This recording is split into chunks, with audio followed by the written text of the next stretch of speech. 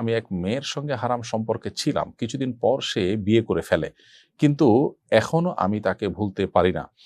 তার প্রতিও মায়া আরো বেড়েছে। সে নিজেও মাঝে মাঝে মেসেজ দিয়ে বলে আমাকে ভুলতে পারে না এবং খুব মিস করি। কি করলে আমার মন ভালো হবে এবং আল্লাহর সন্তুষ্টি অর্জন করতে পারবো? আহ ভাই রাজিবুল, হারাম সম্পর্ক থেকে বের হয়ে আসার জন্য মানুষের দৃঢ় সংকল্পের কোনো বিকল্প নেই। হারাম সম্পর্ক আপনাকে জাহান্নামী করে তুলবে এবং দুনিয়ার জীবনকেও আপনার জাহান্নামে পরিণত করতে পারে।